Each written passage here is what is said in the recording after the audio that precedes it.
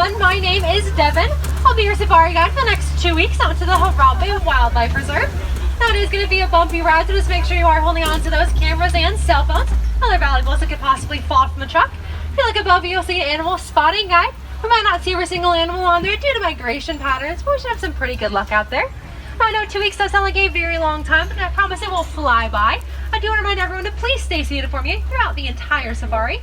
Children can sit on laps, but again, make sure everyone is staying seated. It's going to be a bumpy ride. We don't want anyone to fall out of the truck or possibly get hurt. Well, let's see if we can get the all clear from the wardens. It's one day. Let's head into the reserve, starting in the Little Aturi Forest. Now, the animals that call the forest home use their camouflage, help them blend into their surroundings. A lot of bushes, bamboo, trees out here, a lot of places for our friends to hide. A lot of animals out here in the forest have very distinctive markings on them, a lot of stripes which do help them in their camouflage. A lot of stripes help mimic the sunlight coming through the branches of the trees out here in the forest. Up on this hill on the left-hand side, a tan-colored antelope. That is a greater kudu. Now, greater kudu, only males have horns. That does look like it is a female. It's got those white vertical stripes in their coat, which again mimics the sunlight cutting through the bushes.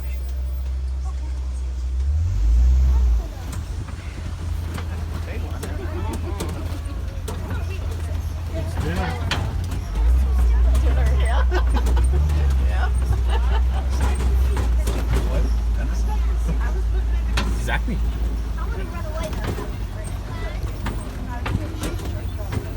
Interesting. There's track in the water. Or at least it looks like track.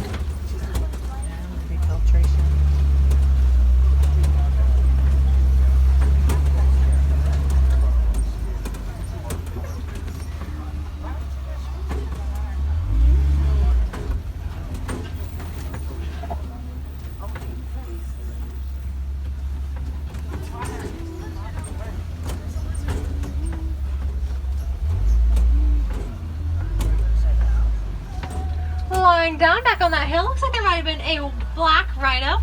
I was lying down, a little bit hard to see. The black rhino is weigh about 3,000 pounds. Have a pointed front lip that is prehensile, which means it moves like our fingers. Up on this hill on the left-hand side as well, looks like we found a copper-colored antelope that looks very similar to the greater kudu, but those are bongos. Now the bongos, both males and females, have horns which point back, which help them cut through the thick bushes out here in the forest. But now we are to be leaving our friends in the forest and heading out towards the river. The river does tend to be home to hippos, so let's see if we can find any in the next couple days. Now, hippos do spend most of their day in the water. They can hold their breath for about 8 minutes at a time. Hippos like the safety and security of the water so much that they'll even nurse their young underwater. But they will come out of the water at night to graze along the riverbanks, eating about 80 to 90 pounds of vegetation in a single night. As we do make our way down this hill, looks like there might be a couple of hippos on that right-hand side. Looks like they're taking naps. They got their noses out of the water.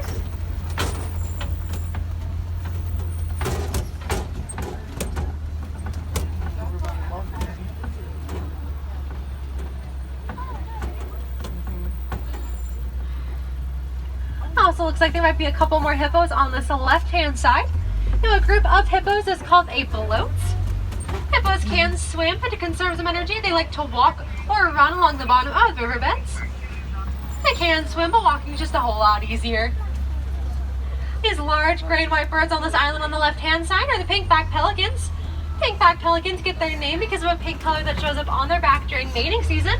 And the pink-backed pelican has a wingspan of about 7 to 9 feet. Another hippo on the other side of this island. What the heck?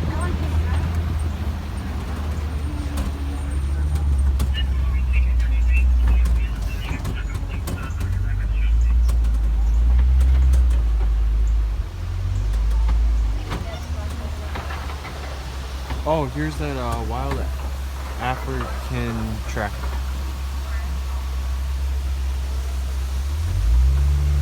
Down in the water on this left-hand side, it looks like we found some Nile crocodiles. Now, Nile crocodiles are one of the largest crocodilian in Africa. They're about 16 to 18 feet long, full grown. They divide with about 2,000 pounds of pressure. If you do see any of them with their mouths open, they do that to cool down. The crocodile will sit there with its mouth open to let hot air escape and let new cool air in, similar to when a dog pants. The Nile crocodile is one of the most dangerous animals out here in Africa. So we're going to be heading out of the river and out towards the savannah. And once we do make our way out onto the savannah, let's take a good look around at the ecosystem.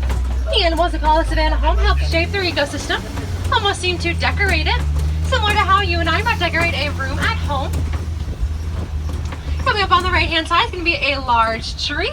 This is the baobab tree. Now the baobab tree does remain leafless around 9 months out of the year, making it look like its roots are up in the sky.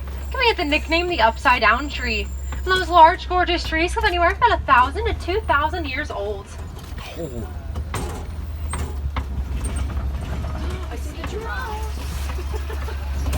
And now my friends, it does look like we are making our way out onto the savannah, so again, let's take a good look around. It's a lot more open than what we saw back in the forest, less trees, more tall grasses. The giraffes lead the leaves off these trees, which helps the sun come through and grow these tall grasses. Then smaller animals like the antelope will trim down the grasses, similar to a lawnmower. You might see an occasional knockdown tree or two. Elephants are known to knock down trees because some of the leaves the giraffes might have missed.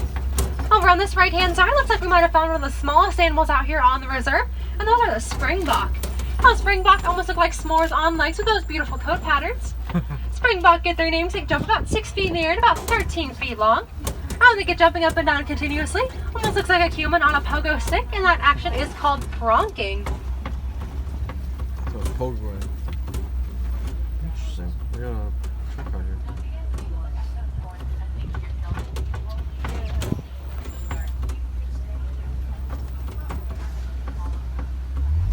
Another springbok hanging out in the middle over there. Better look at that coat. And again, that is a full-grown springbok. They do stay that small. It's like a small dog.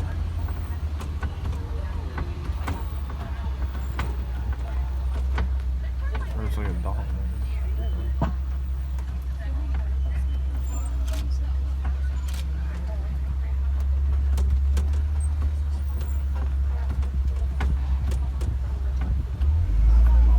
Around this left-hand side, I'm seeing a den. And it looks like that den might be being used by some African wild dogs. African wild dogs are also known as African painted dogs, as each one of their beautiful coats is unique to that specific dog. Looks like they're all laying down right now. Might be a little bit hard to see them. A pack of African wild dogs, one of the most successful hunters out here in Africa, because they'll chase down their prey until it literally drops from exhaustion. The average litter size of a pack of African wild dogs is about 10 to 12 pups. The litter can get anywhere up to 21 pups in a single litter. Over on this left-hand side, kind of an orangish, brownish colored antelope. Those are the sable antelope. Now the sable antelope are the emblem of the Harambe Reserve. Both males and females have horns which point back, which come in handy in case a predator wants to try to attack them from behind.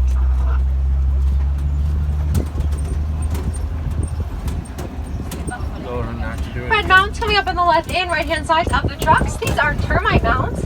Now termite mounds are made of dung, dirt, and saliva, trying to be as hard as rock. The many large animals on the savannah will actually use them as a scratching post.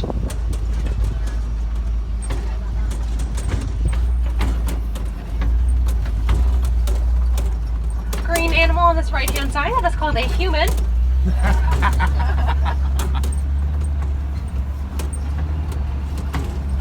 That's funny.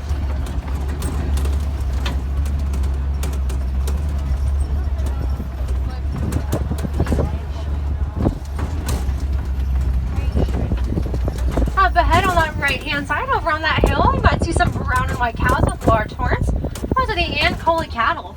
Well, the Ankole cattle are the only domesticated animal out here on the reserve, sometimes called the Watusi cattle, after the tribe in Africa that did domesticate them. And in some tribes in Africa, those cattle even symbolize wealth.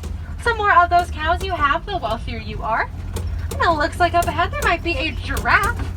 A full-grown giraffe does stand about 18 to 20 feet tall, with a newborn giraffe being born at about 6 feet tall. Well, these are Maasai giraffe. They have very messy, irregular patterns. Their spots have kind of jagged edges to them, so we'll get a good look at that as we get closer to this giraffe. Now, giraffes only spend about 30 minutes a day sleeping. 30 minutes, that's it. That's not even a continuous 30 minutes. Giraffes only sleep a couple minutes at a time because they do sleep standing up, which makes them an easy target for predators. So they'll sleep a couple minutes at a time, wake up, and most likely go back to eating, because giraffes do spend about 20 hours a day eating. They have that long prehensile tongue. Again, prehensile means it moves like our fingers. They have that long tongue to wrap around the tall branches of the trees out here on the savanna. Their tongue is a bluish purple color to help protect you from getting sunburned. The things on the tops of the heads of the giraffes that kind of look like horns aren't actually horns at all. They're made of bone. They're part of the skull and they're called ossicones. Their main function is for something called necking, which is when two giraffes will swing their necks together, having a sign of dominance between two males. Hiding out in those bushes on the right-hand side, as well as a gray animal, and those are the white-bearded wildebeest. Now, the white-bearded wildebeest are one of the biggest migrators out here on the reserve, migrating anywhere from about 500 to 1,000 miles every single year. And because of this, a newborn baby wildebeest needs to be able to run within 15 minutes of birth, otherwise it might get left behind. Similarly, a newborn giraffe needs to be able to stand within an hour or two of birth to defend itself against predators. When a newborn giraffe is born, those ossicones will actually lay flat on the head and be made of a soft cartilage to make the birthing process easier. And to protect those soft ossicones until it eventually becomes hard bone, baby giraffes have extra fuzzy pom-poms on their heads to protect those soft ossicones.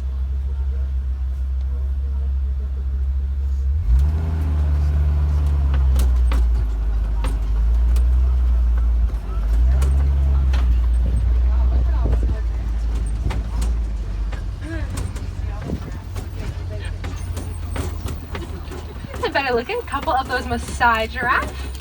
And let's take a good look at those messy patterns.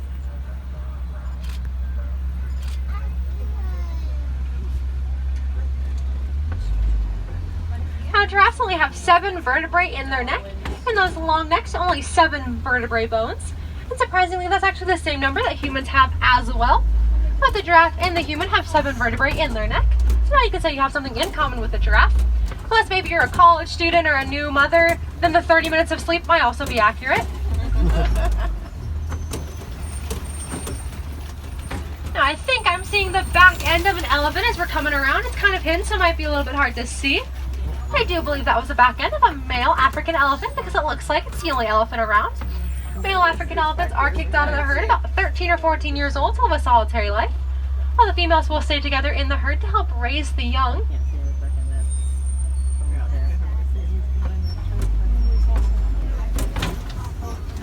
Over on this left-hand side, looks like we might have found some mandrill monkeys.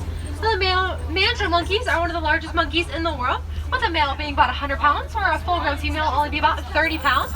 If you look at this one closest to us, there's a baby hanging on to it. Males have bright blue markings on their face, with the alpha male being the biggest and the brightest. Now, mandrill monkeys are monkeys. The difference between a monkey and an ape is a tail. Apes don't have a tail. So a couple inches of tail that a mandrill monkey does have does make it a monkey. Holy cow, that's kind of interesting. You have some steps going first one.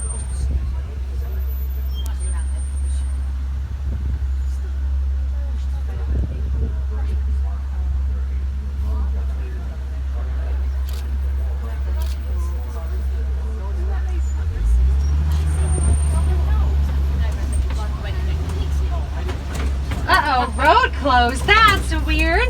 This is the path I normally take. I mean, I guess it has been a few weeks since I've been out here, but it looks like something must have tore it up. Wonder if that African elephant had anything to do with it. Oh yeah, he's hiding. I bet you he did it. Or maybe with these heavy rains we've been having out here in Africa, it's washed it away. Either way, we're not going to make that jump, so I got to think of what our options are. I do know this old surface bridge, but I don't even know if it's still up. I guess those are our only options, so I'm going to figure out where it is. I don't remember right, it is around this bend. So let's see if we can find it. Oh yeah, he's coming to laugh at us. Look at that face. He knows he tore up our path. But you remember right, it is around this bend. Oh, and friends, I found it, but it's not looking too good. I have to go over it poli-poli, which means very slow in Swahili, and hope we make it across. Well, I really hope this rope is still holding it together. Uh-oh. That doesn't sound good. Oh, I really don't like the sound of that. Oh no, lean to the right, lean to the right. Okay, I think we might be okay. We have the front wheels over. Let's see if we get the back half over. Woohoo, we made it. Everyone's still here, right? No. Raise your hand if you're not here. We lost like the last 3 rows. That's not good. I'll have to go check them in a few weeks if they make it that long. I am seeing some red clay up ahead, which might be a pretty good sign that there are more elephants up ahead. Elephants will eat red clay, similar to how a human eats a multivitamin to get some extra nutrients in their diet. Now, it does look like we have found this herd over on the left-hand side, which is extremely exciting because unfortunately it is getting harder and harder to find herds of elephants out here in Africa. Elephant numbers are rapidly declining, two of the biggest causes being poaching and loss of habitat. Now, elephants are being killed every single day by humans for their ivory tusks. In the African elephant species, both males and females have these ivory tusks, which are causing their numbers to decline even faster. Elephants have no natural predators in the wild. The only thing hunting and killing them is humans. Another huge threat elephants are facing is loss of habitat. Elephants share land with a popular mineral called coltan. Coltan is used for small electronic batteries such as cell phones, laptops, tablets, smartwatches, etc. So simply just recycling old electronics you might have lying around your house can help save some of the land that elephants do live on. It does look like there is a young elephant front and center for us. Baby elephants are extremely important to help getting elephant numbers back up in the wild. A mommy elephant is pregnant with a baby elephant for about 22 months. That's just shy of 2 years. So every member of the herd does take care of and protect that baby. And again, it is a female, will spend the rest of its life in that herd. It is a male, be kicked out about 13 or 14 years old to live a solitary life. Elephants also have very sensitive skin, so sometimes you will see them flinging dirt or water on their back to act like a natural sunscreen.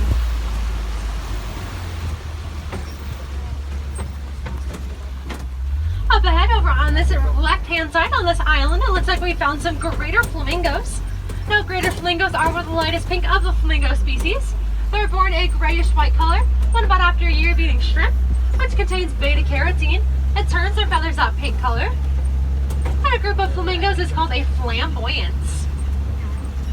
So a group of hippos is a bloat, a group of giraffes is a tower, and a group of flamingos is a flamboyance.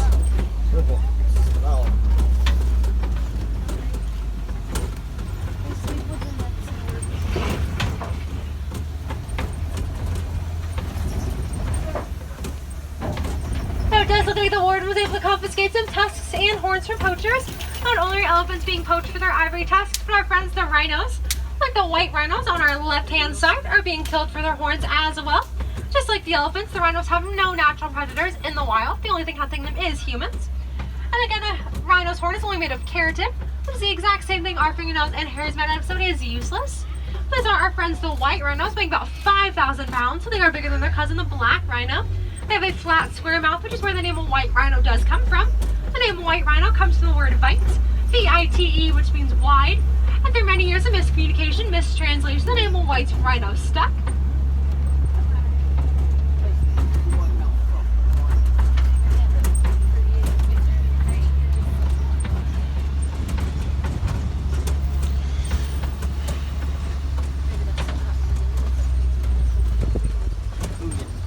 Looks like we might be entering big cat territory, so keep those eyes peeled. You never know what you're going to find out here.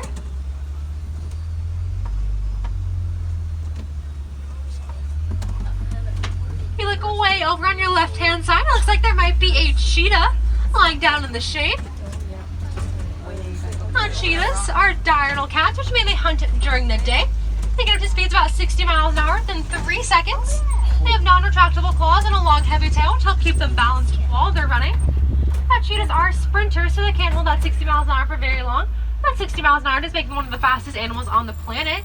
If you look under that foliage on the right-hand side, it looks like there might be another cheetah. It's lying down, so it might be a little bit hard to see, but it's in the shade under that foliage. Let's see the day.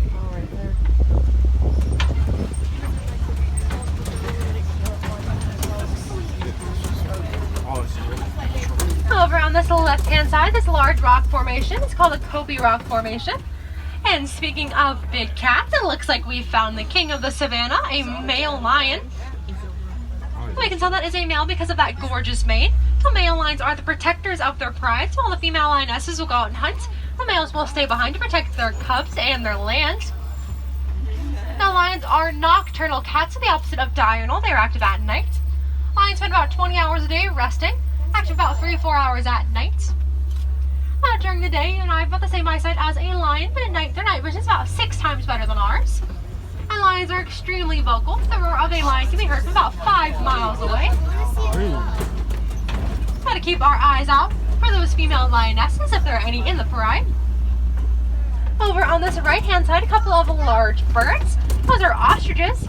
Now, ostriches are large flightless birds. They can't fly, but they do use those large wings. I have to help them change directions while they're running. Ostriches can run about 40 miles an hour, and it's as terrifying as it sounds. A couple more white rhinos back there on that right-hand side as well. Oh, it looks like the male lion decided to take a nap. He flopped down. Again, very similar to a house cat.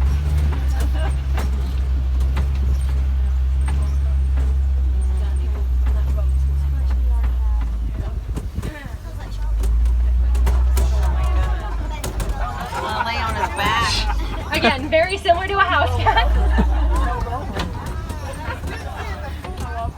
Over on this left-hand side, a couple of warthogs. Now, warthogs have large tusks, which leads to big burrows. When they go to sleep at night, they'll sleep with those tusks sticking out, so a predator is less likely to attack them. And the Swahili word for warthog is Pumbaa, just like the Swahili word for lion is Simba. Give this a good look. He's